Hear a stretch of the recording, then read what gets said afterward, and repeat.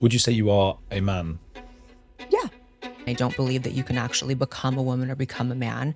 I think that your biological sex is a solid state of reality that you're born with. When you start getting into the ideological side of being trans, that's where you start having to tell lies like I am a woman. I experienced walking into a doctor's office and they gave me a prescription for estrogen within 30 minutes max. That's when you get into maybe those kinds of people run the world and they decide what you can and can't talk about. I think another part of it that people don't talk about is it's a Caucasian problem. I don't really see a lot of Black families falling victim to this, transitioning their kids. Your father didn't make it easy for you. I survived, however I survived, and I'm here now and I'm happy. What was the last thing you said to him?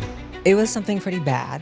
They say that detransitioning is just 1% of people who transition. What do you say to that? Who are you, Blaire White?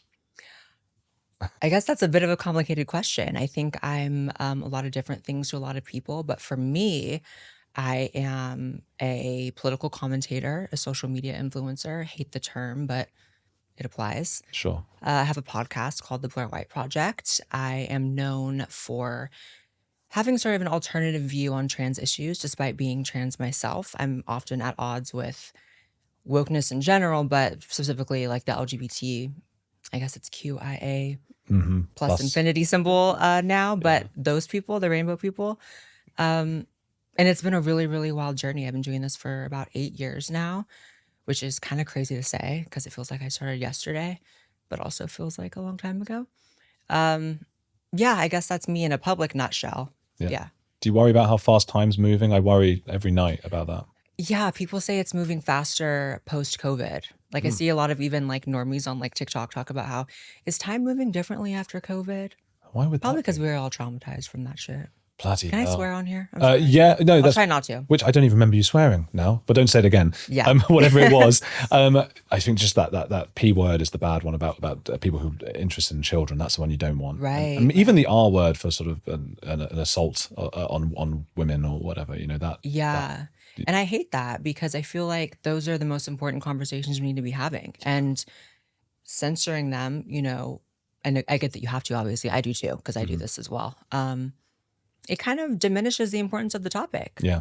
Yeah, I absolutely agree. It's mad. It would only be victims talking about this. So why should they be disincentivized from telling their story?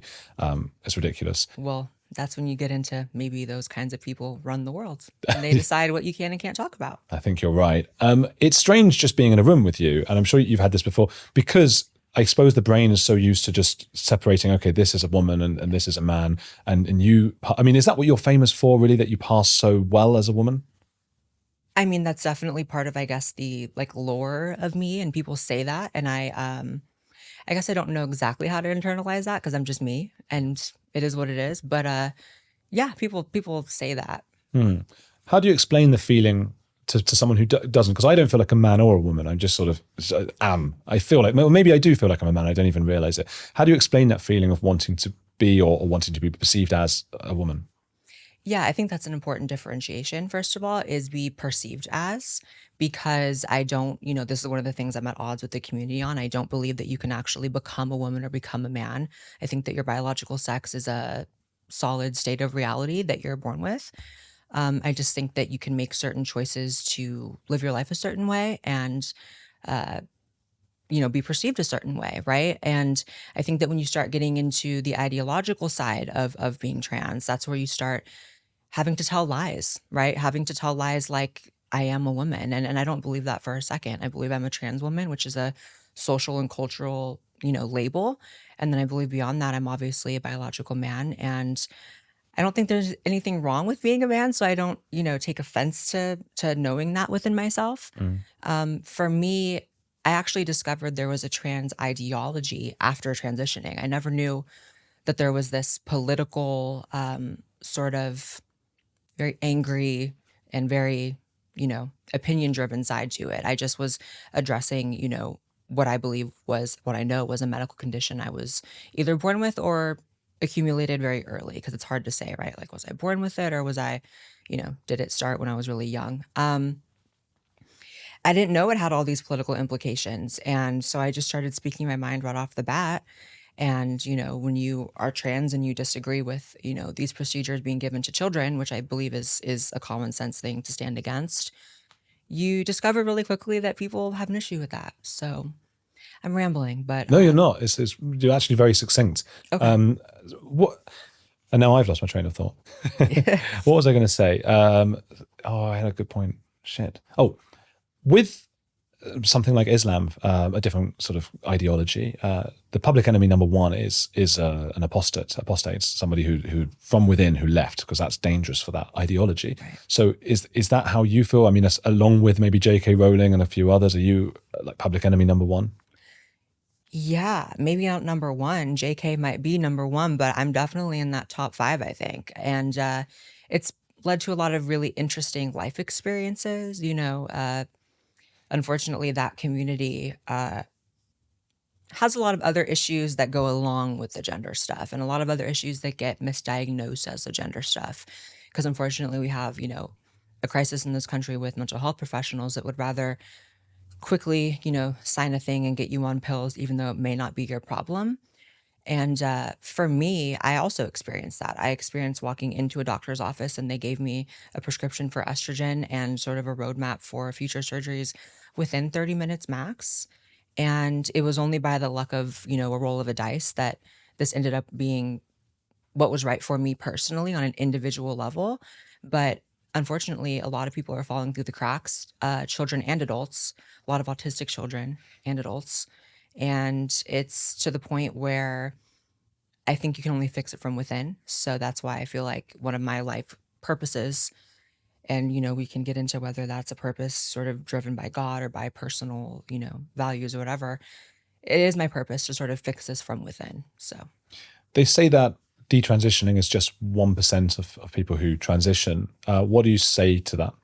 I'd say it probably used to be. I remember when I started my transition, I actually looked into this. I was like, okay, so are there people that, and this was about a decade ago, I transitioned. I said, are there people that regret this, that go through surgeries or treatments or whatever and made a mistake? It was very difficult to find any stories. I think I found one, and it was like a much older person, and there wasn't a lot of detail. So it gave me sort of a false sense of safety. And again, it's the luck of the dice that it was the right choice for me personally. But now you have thousands of kids going online, making stories, posting to social media, and really letting it be known that there's a lot of malpractice happening. And it's happening on kind of extreme levels, especially, like I said, it was only one person and now there's thousands of stories. And of course, only a tiny fraction of people who really go through that are going to want to put their story out. So you can only assume it's like 10 times that. Yeah, that's what I'm wondering as well, because a lot of people I've spoken to detransitioned. I did a video with, I don't know, did you see Richie Herron? Have you heard of him? Yeah, I had him on my podcast a couple years ago. Oh, right, Yeah. right. And so he said he went back and doctors were just like, no, and just dismissed him. So he wouldn't count towards that percentage of detransitioners, Right. because you can't, and you can't really detransition, can you? Especially if you've had bottom surgery. Yeah. Depending on what you chose to do, there's levels of reversibility. And unfortunately, the most non-reversible things are the things they put kids through pretty quickly. Top surgery for young girls especially is a big one. Obviously, you can never get your breasts back if you choose to remove them, or even that's a lie. They don't choose it, because as a child, you can't choose that. So if an adult chooses for a young kid to remove their breasts, there's no reversibility in that. And that's deeper than just an aesthetic thing, right? I've seen people say, "Oh, you can get implants." It's like, okay, but they can't feed their future children. Breasts will only have an aesthetic function. So yeah, it's bad. It's bad, and I feel personally really reinvigorated to attack this issue even further lately, because I just got off of a tour. I did a podcast tour across America and Toronto, Canada, and it was shocking because so many of these young people, 90% being autistic, would come up at the Q&As and they would, hold a mic and say, I have had my life ruined by this, and thank you for speaking out. And it's really, it's re-inspired me to really make this one of my main topics. Not that I ever stopped, but it's, important. What does it feel like to you to present as a woman, and do you get people then criticizing and saying, well, okay, it was all right for you to get these things done, but now you want to stop others from doing it? Well, I actually don't want to stop adults who go through proper medical channels to get anything. I think that if you, when you turn 18, if you can vote and live and die for this country and you can, start paying taxes, then you can opt for whatever surgeries you want. I just advocate for a reinstallment of actual, safeguards on this issue because one of the things people don't really realize, because most people only heard about this topic in the past decade, at most, Mm. and for some people just in the past couple of years, is that going back almost a century when people first started having access to surgeries and treatments through the medical system, when it came to transitioning, there was a lot of requirements you had to meet to ensure that there wasn't that regret. And for all intents and purposes, it seemed to mitigate the stories of regret because, like I said, I only found one story when I started. It was around that time they started removing the safeguards in the name of equality and ease of access for people that wanted these things. But as it turns out, those hoops you had to jump through, like living as your opposite gender for a year or more, like going through medical and mental exams, those kind of did mitigate a lot of these regret stories.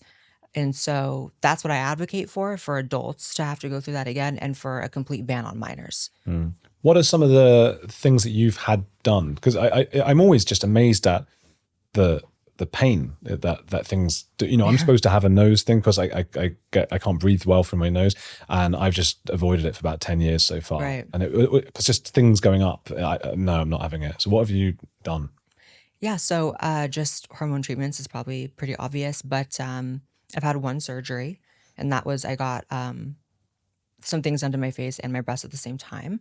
And then other than that, just kind of normal upkeep stuff that you could go do at a clinic here in the wherever, nicking, Botox, that kind of stuff.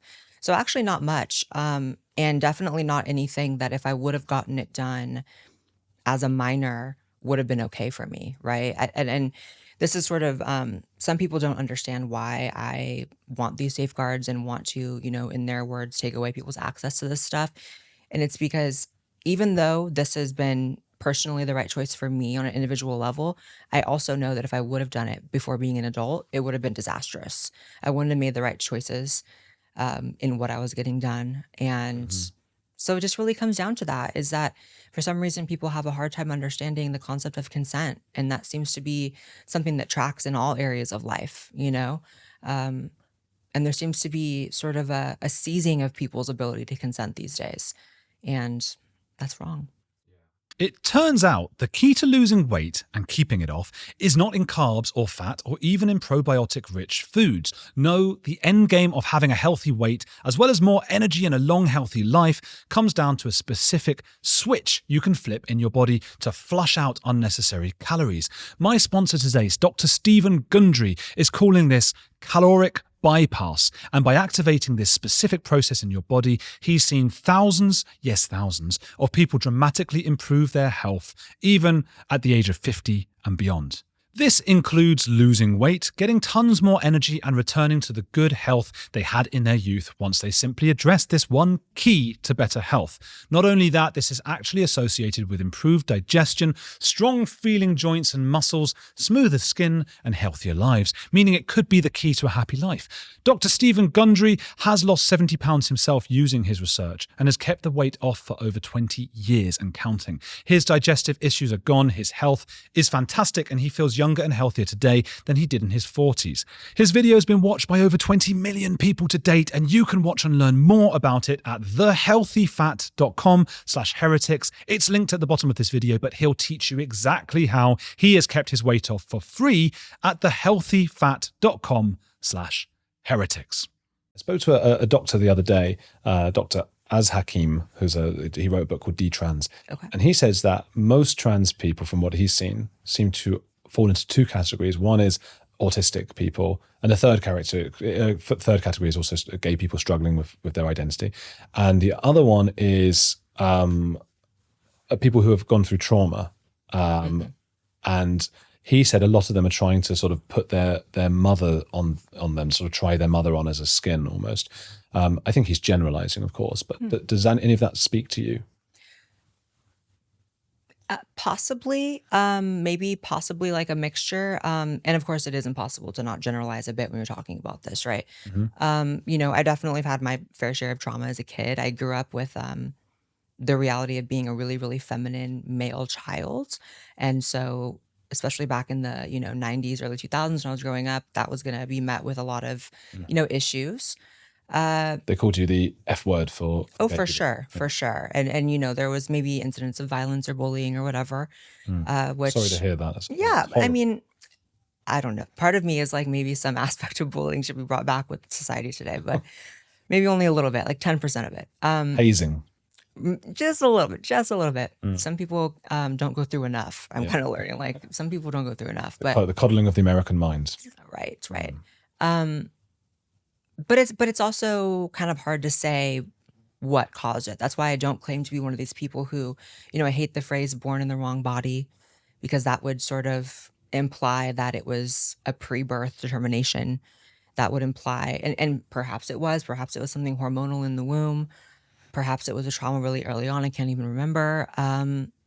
I don't really know. And these are conversations that I wish we could sort of get to the point of having. But so long as sort of we're up in the more shallow aspects of it, it's really hard to do that. I did a video on my channel where I talked to a therapist, and he was I forget what the exact phrase is, but he deals specifically with trauma and with anxiety and stuff like that. And we definitely identified that trauma may be a part of being trans. And I don't shy away from that being a possibility. And I think people don't want to talk about that because people don't want to feel like that's invalidating, who they are. But for me, it actually validates even more so who and what I am, because it shows that I survived however I survived. And I'm here now and I'm happy. And I don't feel like anything that happens to you as a child, you should hold shame for that. Anything that happens to you as a child, you're innocent. So At the end of that video, is it Dr. David Sutcliffe? yes. He holds your hand, and you Shout have out to David. Yes, shout out to David Sutcliffe. And you have an emotional reaction. Yeah. That was so, oh my God. It was kind of embarrassing to put that up just because, it's very, very vulnerable and personal. But the amount of messages I've got for people just saying how much it helped them and how much it helped them figure out things about their own life and experiences, then that is why I do what I do in general. So I had to maybe, take a little shot of tequila before uploading that day, but I did it. So yeah. I'm pleased you did. It's really something to watch. I hope people will go and check that out. How can you explain to the viewer who's not inside your head? It seems like David Sutcliffe was inside your head. I don't know how, but He got in there. Yeah. Yeah. What was going on in that moment? I think just the validity of what he was saying, that for my own personal life, I'm a very independent person to a fault. I don't have a lot of close relationships with family, so I've kind of had to figure life out by myself. I've had to become an entrepreneur and self-sustaining completely as an adult, which is not a pity party. I think that is what made me strong and successful. So I wouldn't take away anything I've been through or had to do. But I think it was just the truth of it, that like there probably is a part of me, and I think of everyone that just wants, an adult to make it easy for them or to protect them. And I never really had that. But again, it's no regrets ever, because I'm here for a reason and I do a lot of good in my own personal opinion. That's not coming from a place of ego. I'm told that I do a lot of good by people who, I help. So yeah. Your father didn't make it easy for you, from what I gather from that video. Yeah. Yeah. He, lot of daddy issues for sure. A lot of family issues in general. I think that sort of as you become an adult, if you live through a family that maybe didn't make all the right choices for you or for you, you start to realize it as an adult, like, oh, that was actually something bad, oh, maybe these memories are attached to something very, very bad. So yeah, it's one of those things where I've never gotten to a place, and perhaps I will someday, where I can really talk about specifically what that is. But I think that less important than like specifically what it is, it's just saying to people, like, there can be things that happen during the course of your life that cause certain things, and perhaps trans is one of them. I can see it for other people, and I always insist that if it can be possible for other people, it's possible for me. There are different sort of reasons why people are trans, though. There is, and when I say are trans, I mean take on the label of trans, because there's also certainly another layer where people are using that label where it's entirely inappropriate. There's people that do it for fetish reasons. There's people that do it for power reasons, political reasons. That's why you have labels like non-binary. You have labels like genderqueer. Those are political terms, whereas the term transsexual, it's only very recently politicized. And many people, especially maybe on the right side of the spectrum politically, don't know the word transsexual is like a big no-no to the leftist trans sort of brigade, because that refers to a time where there was actual medical qualification for it. And they don't believe in that anymore. So there's a huge political side to it, and that's why it's hard for me to pretend as if I don't understand people on the right's lack of understanding on this issue or lack of tolerance for it, because I would hate the entire topic if I wasn't trans. I do hate it, and I am trans. But what I try to sort of teach people, and what people do walk away from my channel learning, is that there's an older sort of, description of what this is that was about mental health and about an actual medical issue. And now it's political. The same as they do with all groups, right? I mean, you can look at any minority of people, gay people, lesbians, Black people, indigenous people. We have a modern, left that really picks up these little individual groups, politicizes the hell out of them, raises money on them, raises votes off of them, and decides how you can speak about them and how they're allowed to speak about themselves. It just so happens that when it comes to trans, it's a really tiny and in a lot of ways more vulnerable group. So it kind of makes it even more sick what they've done to that group. Because even when I transitioned a decade ago, it wasn't like this. It wasn't like woke and queer and gender this, and it was so different. It was like, oh, you have a medical issue, let's see how we can handle that. And now it's, oh, you have a political identity, let's raise money and votes off that. Like, it's crazy. Do you think your desire to distance yourself from that woke side, let's call it, leads to you avoiding speaking as though you feel sorry for yourself? For example, when I ask you about your dad, do you distance that a little bit? Because I heard you say this is, everyone has bad stuff and whatever, and I'm fine. And is that maybe part of a reaction to that woke side of, everything that happened to me is awful? Yeah. Yeah. When I think of any possible traumas I went through, I really think of it more as like a cause and effect thing. I don't think of it as that is my identity. I don't even really think of trans as my identity. In fact, I never really think about it unless I'm on camera talking about it. Like in my real life, my friends and family and my partner, my fiance, like people I work with in business even, it's like, that's not a thing really. And I'm always happy to talk about it on camera because it's my purpose, like I said. But yeah, it's also that sort of, I've always identified more with the right wing sort of like personal responsibility, personal liberty, taking your life in your own hands, because no one else is going to. And if anything, if you live a life where you maybe have been through things, you learn that better than anyone else. If anything, if you live a life where you're kind of coddled and never really went through anything, I see that way more on the left. When you really get to know people on the right, a lot of them have been through a lot of horrible things. A lot of them have had, really early life realizations that like no one's going to help them but them. And that sort of inspires their political ideology. And that's definitely the case for me, trans or not. Remember when movies used to have heroes who wouldn't play victim, the whole point was stoic and stiff upper lip and all of those kinds of things. Yeah. And there's a toxic element to that where you don't, ever want to acknowledge or think about bad things that happen. And that could manifest in a bad way as well.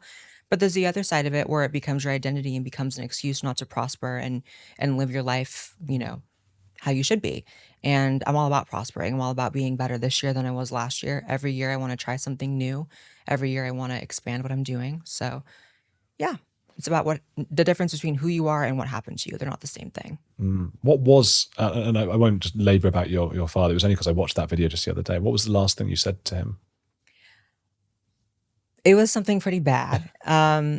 It was something pretty bad. We didn't have a good relationship growing up, and he died pretty suddenly of cancer. And unfortunately, one of the last things I said to him, we had a fight, and I told him I hope he dies. And so that also was, on the list of things you've been through, understanding that life is short and the people you have in your life, regardless of their flaws, You never know when they can be gone in a second. So you should appreciate people. But it felt like you might have taken that on as though it were your fault or something. And Yeah, it's hard to, tell someone they hope to die and a week later they do. I mean, it's hard to not feel some sort of personal responsibility, but I have been over that for a long time. I know that obviously that's just a pretty sick coincidence. you grew like crazy on YouTube, like super fast. What does that because very, very few people in the world experience that. So Yeah. what does that feel like? Are you out of control, or is it all good? Are they bad as well? Good and bad, as with everything in life. But the bad never outweighs the positive. And even when it's gotten really bad, like because I've done politics, especially all in the Trump era where you cannot be, on the right in any way. And it's become sort of a crazy world to be on the right. It's getting a little better now, but I was doing it through the thick of those 2016, 2020 years when the world was locked down. And if you said anything nice about Trump, you're a Nazi, right? And it still was like that. It's just slightly changing. I've had death threats. I've had the FBI knock on my door and say, hey, we have a credible threat against your life. Wow. Yeah. So it's gotten crazy. But what I've learned is like those people are just cowards. They could never stand in the fire of what people who really speak authentically do and what I've done. And that's why they have to send threats they'll never actually make do on. You still have to protect yourself. That's why I have about 30 guns now. Do you? I do. Benefit of 30? living in Texas. Yeah, it's probably shocking for a Brit. But Yeah. yeah. Every time I tell a Brit, I forget like, oh, I probably should have maybe whittled that number down when I told them. But Three guns. 3. Yeah. Well, I'm getting to grips with it, and I understand it as well. But 30, because there's not going to be a moment where you need all 30. No, I only have 2 hands, but it's more of a hobby for me now. I also am big on customizing them. So I have a pink AR-15. I have a pink flamethrower. Probably really shocking for a Brit. I have purple AK. I have a lot of stuff. So it's like a hobby, and I do enjoy the sport of not hunting. I can't get behind. I can get behind other people hunting, but I can't kill an animal personally. I think you don't want to get behind other people hunting, but you have to say it to stay in line. This is how I feel. Sort of. Yeah. I mean, because I really do understand that people do it in a way that's about sport, and I eat meat, so who am I to, Yeah. It's a cognitive dissonance that I'm like, I can't shoot an animal, but I eat meat, so that's why I know that logically I can't sit here and be like, whatever. But as far as me pulling a trigger on like a little beautiful deer or something, I don't think I could do it. Yeah. So it's about a sport and a hobby really for me. I went vegetarian, and that's really hard in the spheres that we. I was vegan for 8 years. Old tattoo. It was when I was a teenager. It was like from 13 to like 19 or something. But yeah. No more. No. I don't know. I don't know if I can change back, because I get disgusted now by the idea of meat in my mouth. It's weird. It's kind of like an ebb and flow with me. Like there was a time where I absolutely was like that. And even with, dairy products and eggs and stuff like that. And I was very, people are like, what was your leaving the left moment? When did you leave the left? And I'm like, I never was on the left. The only sort of like vaguely leftist opinion I had as a teenager I was very pro like animal. Yeah. And that kind of dissipated out of my life as I became a little older. And sometimes I do feel like a spark to reconnect to that, not to be like a militant, like judging everyone who eats meat, but maybe on a personal level, like, meat is kind of gross. And it is kind that's of how like, I feel. and then cheese is like almost like grosser, Yeah. So boobs of a cow. Right. So, But I still eat that. I have to just forget I'm eating that. I have to forget what it is. I used to be able to eat chicken, but if I saw the whole chicken, that made me feel a bit sick. Right. And there's something also about having to, even people who eat meat, I think everyone to a certain extent has to pretend that the suffering doesn't happen, and that factory farming isn't as barbaric as it is, So, I feel that coming back, sort of a reconnection with that. So I had this thing. I was at a dinner recently, and I was sitting next to, Konstantin Kissin of Trigonometry. And I had tried to very quietly tell the chefs or whatever, like, by the way, I'm vegetarian. Just they put like a big placard saying vegetarian right next to me. So when Constantine saw that, funny. yeah, I've had like abusive texts from Francis as well. They're all having a go. You can't be that in this sphere. But it's frustrating because you don't want people to think that you're judging them. And this is what I'm getting from you as well. It's like, you guys do your thing. I just want to do mine. Yeah, that's how I feel. And that's my whole life in general, Like I I also don't understand, or I don't pretend that I don't understand people who don't get the trans thing. You know, all I want is the freedom to be an American who chooses the life that I choose and to live in a way that I don't harm other people. So I expect the same in return. And with the vegan and the vegetarian thing, it's, I think that there's an air of like people assume you're judging them. So I Yeah. totally get that. And I also, used to judge them, frankly, when I was a teenager, when I was more radical about it. So I understand why they have that, That's opinion true. on that, because I was one of those people for a while. Yeah, it's the same with atheism. I'm an atheist, but I hate that people think I'm judging them if they have belief in God. Like, do your thing. Like, great. I don't. Yeah. But everyone's worried they're being judged. We all just want to be liked. I think that's what it is. I don't know about that. I don't know how much I care about being liked.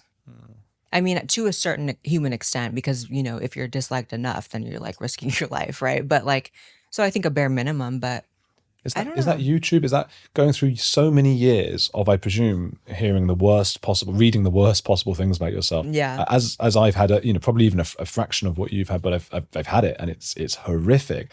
And now it's I've been saying recently that actually now they say Jewish this and the horrible course. things, but it's the ones who say like, "Hi Andrew, I'm a big fan. I noticed you were looking a bit tired in your recent episodes." I'm like, oh, that, how dare you? That is Yeah. the worst. Yeah. The one I get that's kind of the equivalent of that is like, Blaire, I really love you and everything you stand for, but can you stop with the surgeries? And it's like, I've had one surgery in 2017. Oh, But annoying. annoying. It's just false. You'd rather someone just said, you effing Right. this and that. Right. Or if I have like, a different color lip gloss on that makes my lips look bigger, they're like, oh, there she goes getting her lips done again. I'm like, I haven't done that in 2 years. So just superficial stuff. But also the you're right, sort of the wishy-washy, not that everyone has to like you, obviously. No one's owed that. But, you start to understand, like, when you start getting messages that are like, I used to like you, but now I don't. Or like, I used to not like you, but now I do. You realize that when you're a public figure, and especially when you're talking about things like you and I do, you're sort of an object. It's kind of the most extreme form of objectification, if you really think about it, because you become a product, you become a thumbnail, you become a link, you become a click. And people, even when they love you, aren't really seeing you as a person, So I've made friends with people who started off as a fan and really loved me, and they still are. But there's a certain layer of like, oh, we could never really be true friends, because you're coming into it with the context of, a product. And that's okay, because you can achieve a lot of good through, turning a version of yourself into a product. But it is what it is. No one really knows you but the people who know you.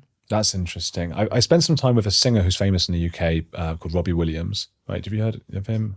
I think vaguely. Yeah. And so he goes by Rob, but it's like Robbie's this character that, and he got as much as any of us more. He got so much abuse from so many people over the years, and that's the only way to deal with it in a sense. Yeah. You were saying before that, you don't want to you want to live your life and not cause harm to people. There are complexities that make it really difficult. So I don't actually know the answer to this, but what do you do with regards to, and it's a boring, it's the question you must get quite a lot, but bathrooms, because if you suddenly walked into the men's bathroom, everyone would sort of turn their head if they don't know who you are.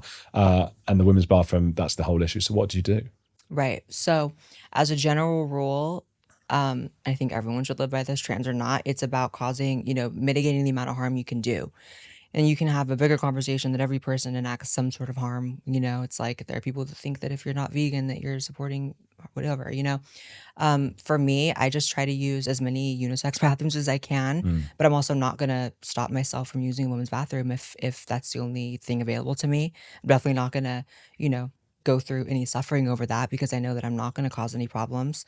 So I don't put on the weight of other people causing harm and allow that to sort of, control my life. It doesn't make any sense to go into a men's bathroom, and I would definitely be causing more harm doing that. But as far as other things like locker rooms, that's always going to be a hard no for me. Any space where, I think the entitlement of going into spaces where you're exposed in any way is the height of disrespect to women. And I think that, the idea of trans women in women's sports is extremely disrespectful. It's illogical. It's anti-science. And obviously we can go on the list of all the ways that I think it causes harm. But yeah, I choose to live my life in a way that doesn't cause that. And I think that that's common sense, but Apparently it's not so common. It's a hard one because I know there'll be a lot of people who watch this show. I mean, many will be nodding along, and then some will be saying, you know, the bathroom issue is a real issue, and it is causing harm, and so and so. But I don't actually know what your way out of that could be. It's like you've made yourself into something, and I'm a big believer in individual liberty, so I feel like of course you should be able to do that. And now I mean it's good that you use unisex whenever you can. I don't know what you can do. I mean, some people could say you should go in the men's now, and I don't know what the answer is. I guess I just don't live my life based on what other people want me to do very often. Like that actually is of very small importance to me. I guess it just is what it is, you know. I absolutely understand people's reservations about the topic in general on a collective scale, right? Because I see, you know, videos and clips of trans people going into women's bathrooms for first of all the sake of causing disruption, you know, because it's suddenly this political act, and they're filming a little TikTok in the bathroom, and they're like, "Oh, look at me," and that's so foul and that's so wrong to me.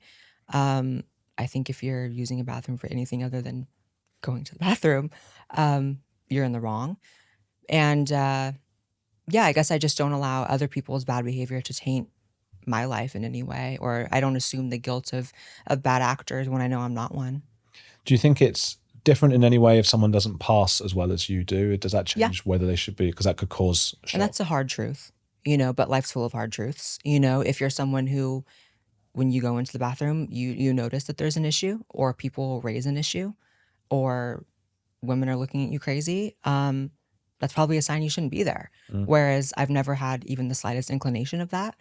I've never had the slightest of vocalization of that, never any weird energy about it. So, I mean, life's just about doing what makes sense, right? And unfortunately, even if someone is trans and going through the motions and maybe even doing everything on paper that I've done, but maybe there's a different result for them where they're, you know, your height and your, you know, body makeup and trying to go, it's like the hard truth is that's not going to be the right space for you. It's just not. And I recognize that I'm an anomaly.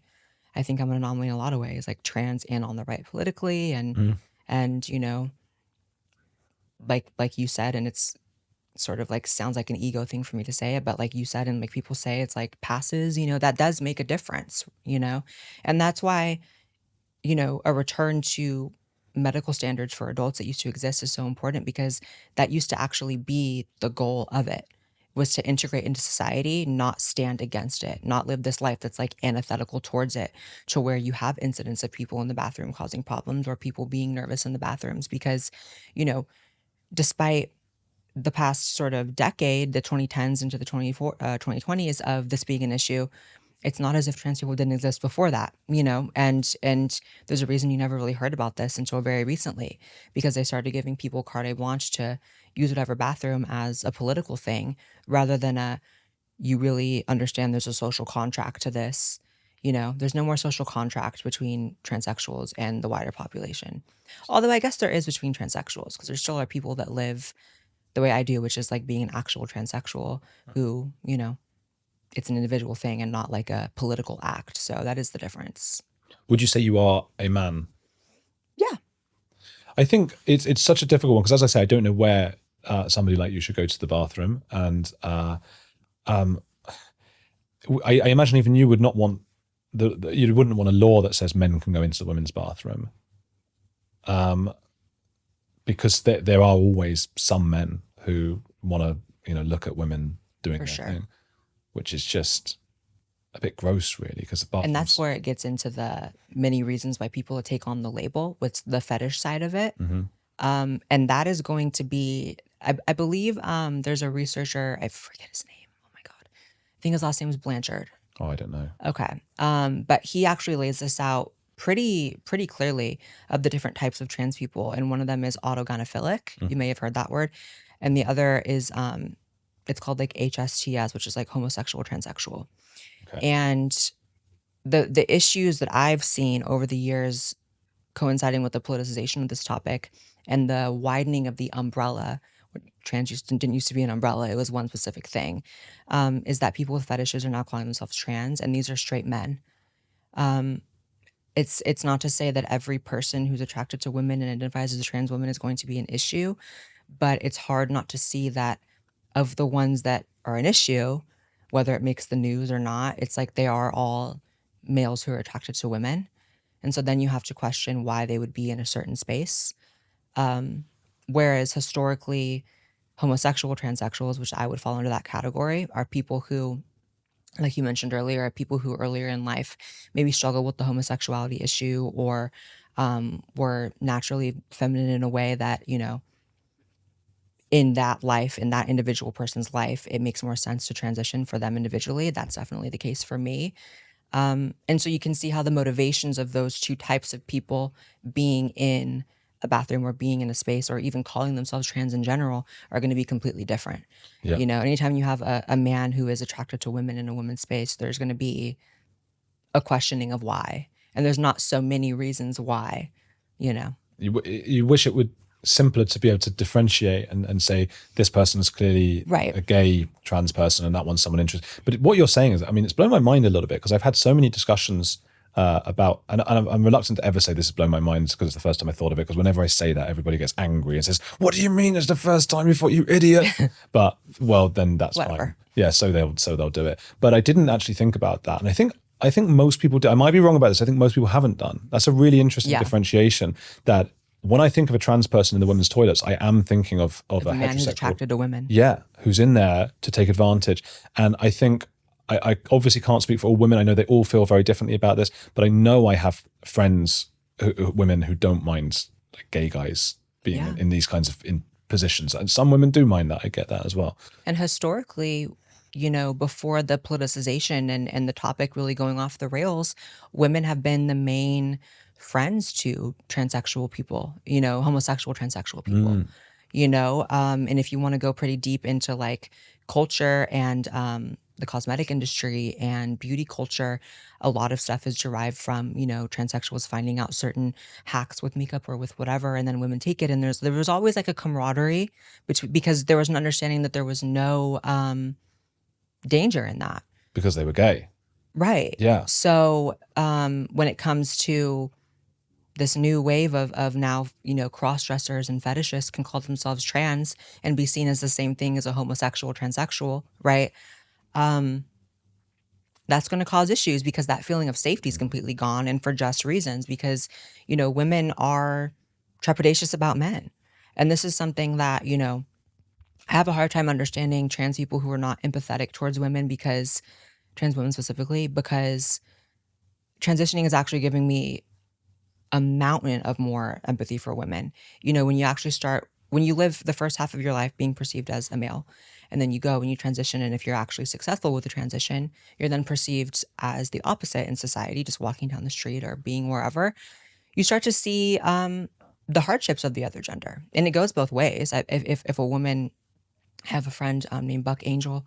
He's a very famous, I love him. He's a very famous transsexual female to male, and he understands the hardships of men in a different way, you know, because he transitioned and actually, you know, passes and He people really see does, him that way. Yeah. And so when you start to actually experience some things, you know, a long list of things I could never, obviously, pregnancy, periods, you know, and so many other things, but the more superficial things you start to understand. So you start to understand the threat that men can, you know, pose to women, and why women feel uncomfortable in certain scenarios. And so it becomes clear why, you know, a woman wouldn't want to be in a bathroom with a man who's attracted to women and thinks that because he's dressing like one, that makes him one, you know? Whereas it's hard for people to, especially with an untrained eye and maybe less discernment on this issue or knowledge on this issue, to tell the difference between a trans person who's more of a classical transsexual, I guess you could say, and a fetishist who's assuming it for different reasons. And so I'm also empathetic to that. Like, people who are like, I don't know how to tell the difference. I'm like, it's kind of hard. You'd have to have sort of a, you know, I can tell instantly. Sort of Trans-dar. Yeah, I can tell instantly looking at any trans person and feeling their vibe and listening to them speak if they're attracted to women or men. Interesting. Is it that, and I'm just talking nonsense here, but is it like the ones who are straight look like, maybe they do look more like their mums? They're sort of old fashioned, big hair and stuff.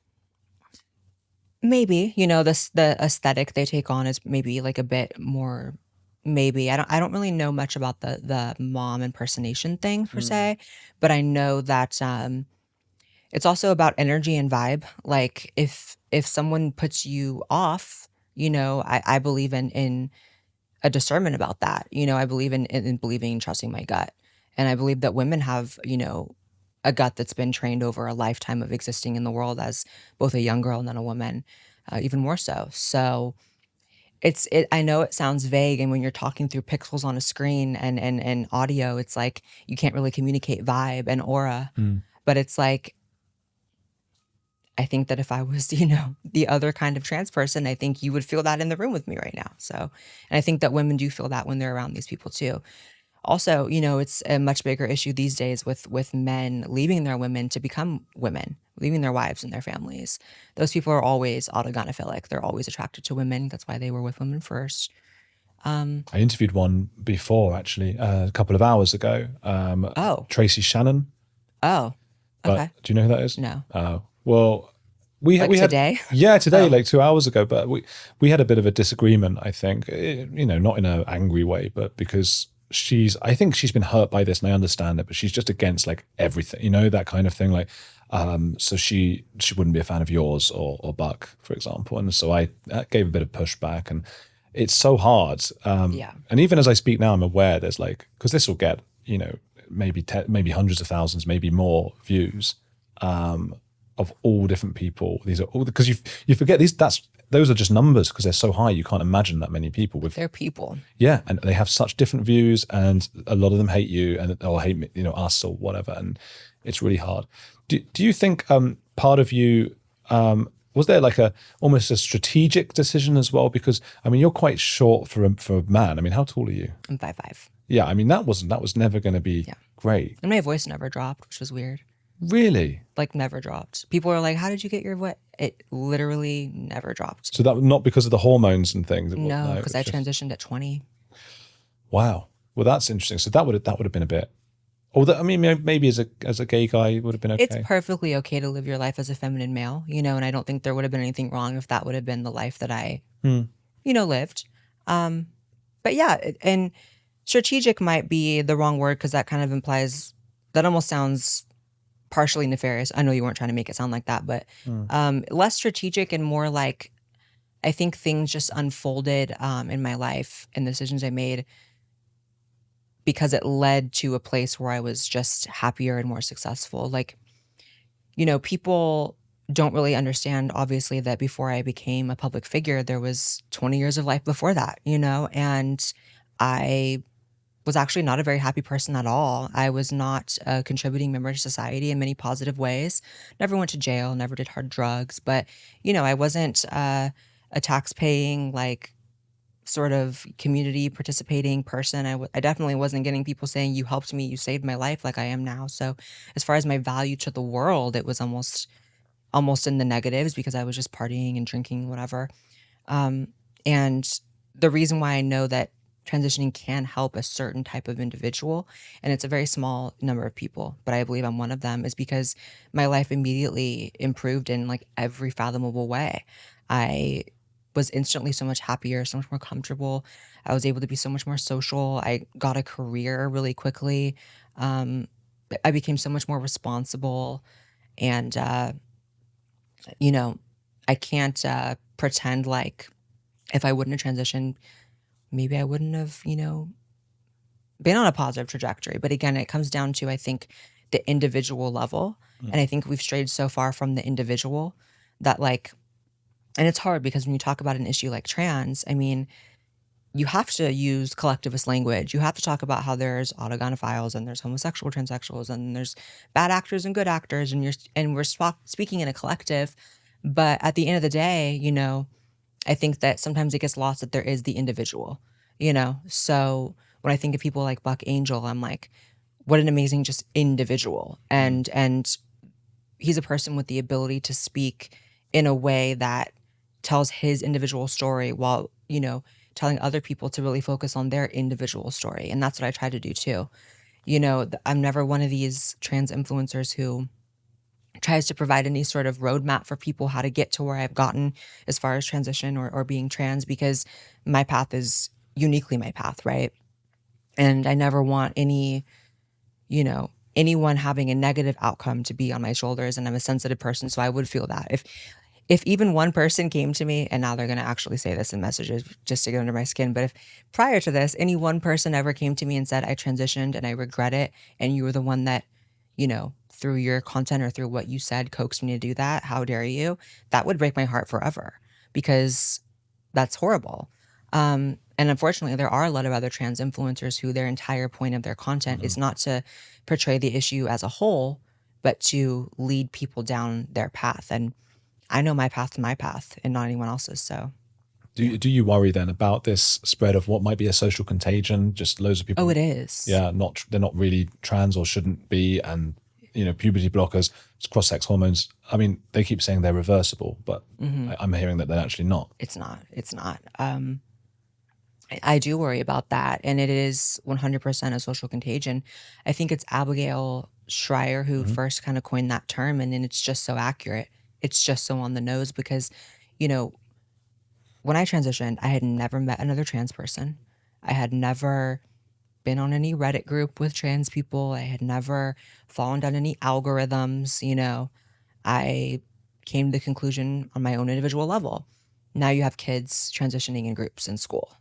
And that's just so mind-blowing as someone who has been through this and understands what it really is, that when I see that, it's very clear to me that that's not what it is. It's a social contagion. It's something different. It's I think another part of it that people don't talk about is it's a Caucasian problem. And that can be, people get uptight when you hear that, and it's like, why are you bringing race into it? I don't really see a lot of Black families falling victim to this, transitioning their kids. Why do you think that is? Different cultural values. I'm not saying better or worse, but different. I don't see a lot of Hispanic people falling into this. I don't see a lot of little Mexican kids getting transitioned. I don't see a lot of little Asian kids getting transitioned, but I see a lot of white ones, in fact, almost exclusively. And I think that when you get into that, you have to unpack, okay, why? Well, white people are one of the only groups of people that are not really allowed to have an identity based on being white, and that's another one of those hard truths that we brought up earlier. But you're not allowed to be white and proud. That's automatically, associated with negativity, and where maybe throughout history that's gone off the rails in different ways. And you're not allowed to even, participate in like white culture. People say white culture doesn't exist. People make fun of the idea of white culture. What is white culture? It's like, well, there's a lot of different kinds of white people and a lot of different cultures, but they strip that from white people. And I'm mixed myself, so I'm not, I don't have a whole horse in the race here. But what mix do you have? I am 70% European and 20% Indigenous American. Okay. Which is awesome, because I'm such an American. I feel like I'm like an OG American. But the reason why these terms non-binary, you so rarely see anyone that isn't white assuming them, is because white people, I think, are looking for identities. And maybe that's a bit out there for people, but as someone who's really studied this topic for so long and been involved in this discourse, once just start looking. Every time you see a trans this, non-binary this, and it's not sort of like a transsexual from whatever, you'll see it's like, oh, it's all white people. There is Kira Bell. Do you know Kira Bell? No. She sued the Tavistock Clinic in the UK, and she's sort of mixed race, and because she tried to transition to become a man and then regretted it, but still has the low voice and all of that stuff.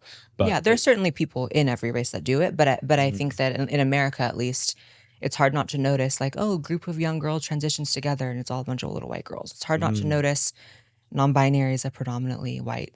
Less religion maybe as well, because you get more religion in Black and Latino communities. That's very true. My on my Indigenous American side, they're all deeply Catholic, and I think less religion. Why do so many celebrities have trans kids? It's a status thing. And that's why when you get up to the upper echelons, you actually do see like rich, powerful Black families having trans kids, because then it becomes, when you hit a certain level of money and power, I think that people assume everyone's kind of equal. And I wish it was like that on the lower levels too, but it is what it is. it's status. You know, you have Megan Fox with multiple trans kids. I mean, Does she? yeah, the odds of that are just impossible. There isn't even odds. It's impossible. Well, it's child abuse then, isn't it? It is. It is. And I think transitioning kids at all is child abuse. I'm very kind of black and white on that. No pun. Yeah. God, yeah, it's a strange. That's her, and then there's like Charlize Theron, isn't there? Because I know all the British ones. There's a whole bunch that you wouldn't know, I imagine, but they like with all the trans kids and the status thing. That's interesting. Do you think it's a little bit like because 10 years ago it was about adopting kids from Africa and Asia and stuff, and now that's the new thing. And even that, right? It's like if you're specifically adopting kids, little African babies and stuff, it's like you're clearly seeking out a trophy in some way. You're virtue signaling in some way. Like, look, I care about the African children. And now it's like, look, I care about trans kids. You know, all the protect trans kids shirts you see. Every time I see that, it just kind of makes me sick. Yeah. Because it's like, how inverted is society that like the word protect is meaning something completely different in your world. Yeah. The word trans is meaning something completely different in your world. And even on another level, even the word kid, because to me, child is not associated with can consent. It's the opposite. So every word in that little phrase is just the opposite for people on the other end of the political spectrum, you know? Are LGBT people moving away from wokeness, or are some of them? In large numbers. And I'm probably a little more keen to that because have a closer proximity to it. And obviously a huge portion of my audience is LGBT and on the right, libertarian to even deeply conservative. Like I said, I just got off my tour, and the types of people that came, you know, every venue that we stopped at would have the feedback of like, I've never seen gay, trans conservatives like this. Like they were shocked. Never seen a more diverse audience, like a truly diverse audience. And so I'm proud of that. And I've been a big part in my own way. Again, not from ego, just objective reality. I've been a big part of helping people move away from the Democrat Party. I make no bones about the fact that I am partisan. I am a Republican. You know, I don't really use the word conservative a lot because I think that sort of infers a very religious worldview. And I do have a spiritual worldview, not necessarily a religious one, but Republican for sure. And I think that the idea that just because you are gay or trans or black or Mexican or anything, Asian, a woman, that your allegiance is to one political party is just so demeaning. And it really, and I know it's different in the UK, but here, the Democrat Party, it really reveals to you like, oh yeah, they really were the party of slavery. And they don't do it physically anymore, but they do it mentally for sure.